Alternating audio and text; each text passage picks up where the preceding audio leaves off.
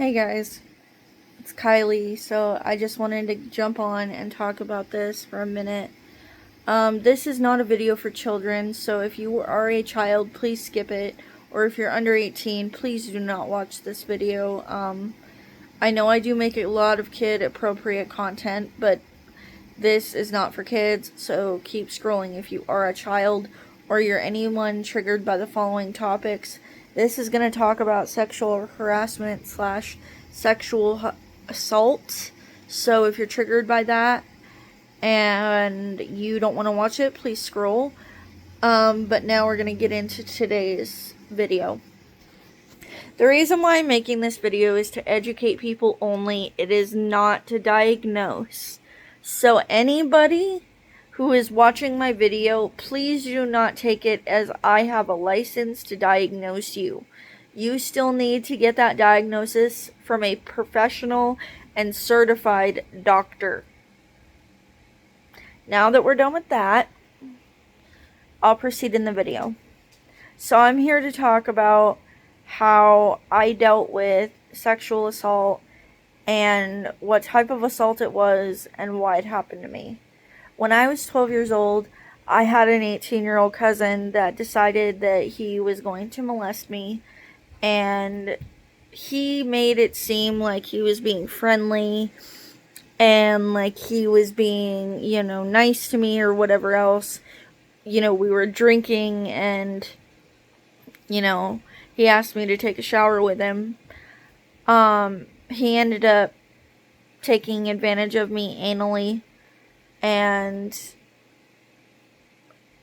it was very painful and very tough.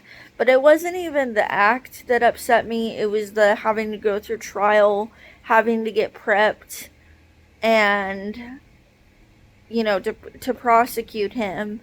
That was really hard. Along with the they had to see, at the hospital one summer later, they had to see if they could find any fluids, or they were testing me for STDs. And, and I was just sitting in this hospital bed, and it felt very humiliating just having to lay there while they did all this, and then pray to God that it, would go away or feel better. And what's crazy is with therapy, I was able to get over that. So I was able to get over that with some therapy and stuff like that. But as I've gotten older, my conditions have gotten more severe, so I'm not able to do really any therapy because I don't understand it.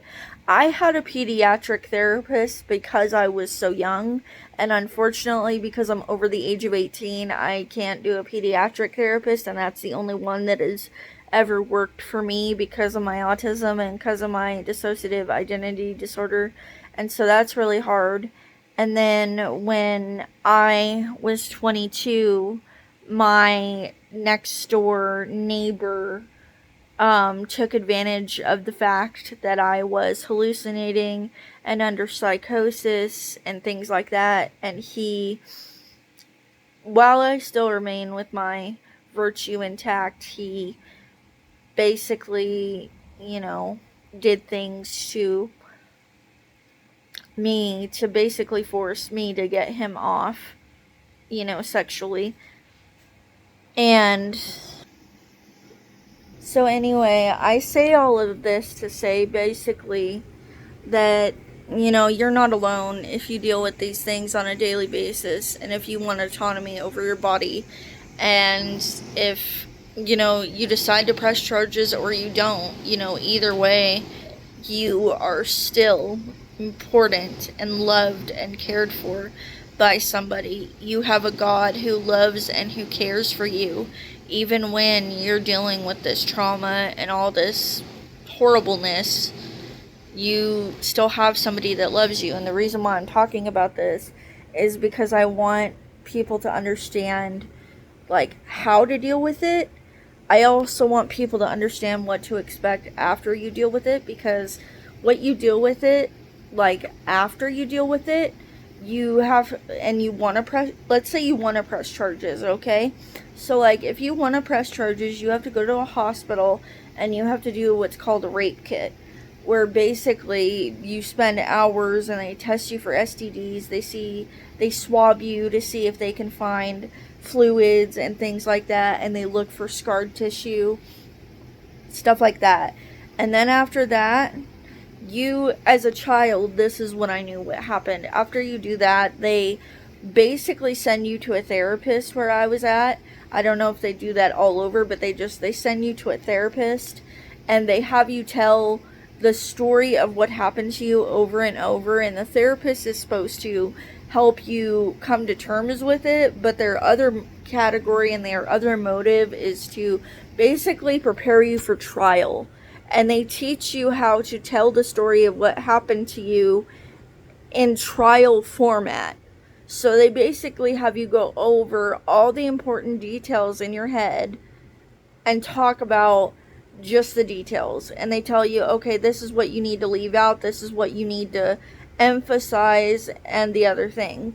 They also, before trial, they they're just basically trying to get you to understand, okay, this is what happened to you, and if you're having certain feelings, they have you write them down and talk through them and do all that as well, but they're prepping you for trial because that is their other job. And so you're going to have lots of appointments where they're going to want to know things, they're going to prep you for court, and you are going to have somebody cross-examine you. Meaning, you are going to have somebody that is the lawyer to your offender, and they are going to try to convince you that this never happened. And you're going to have a lot of emotionally draining days where you feel like you're so sick of telling the story, like you want to give up, but you can't give up. You have to know that it's going to, it's going to work out in the end. And you know what? I had to learn that, yes, there are going to be people who ask me if it really happened. There are going to be people that diminished my experience, but that doesn't mean that I am any less of a person. And so many people will tell you, they'll be like, oh, you wanted it. Oh, you shouldn't have been wearing this. Oh, you shouldn't have been doing this. They don't have a right to say any of that. Because no matter what, it is an extremely painful experience to go through all of that and have to deal with it on a regular daily basis. I, still have nightmares. Sometimes I still have nightmares, and I will dissociate involuntarily, and I will just lose my mind to where I'm in a 5-year-old mindset and I can't even speak like an adult. It sucks. But I just want to show you that there is a way forward, and that's kind of what to expect. I don't know what they do in all the other states, but that's kind of an idea, is they send you to counseling and they prepare you, depending on, your trial, they prepare you to go to court and do all that, and they, will give you treatments if you end up having STDs. I didn't end up having that because I didn't have any STDs, thankfully. But that is kind of what to expect and kind of what it feels like. Everybody is different. No survivor is the same. No victim is the same. So please always make sure that you treat people with kindness and compassion, because their experience may not be the same as yours.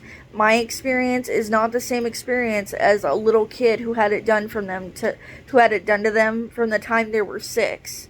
But that doesn't mean that it never happened to me.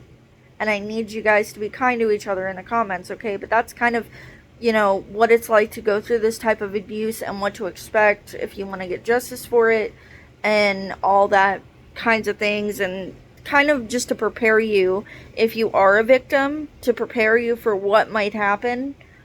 Or, if you are a victim and you don't want to testify, I want you to know that it is not your fault.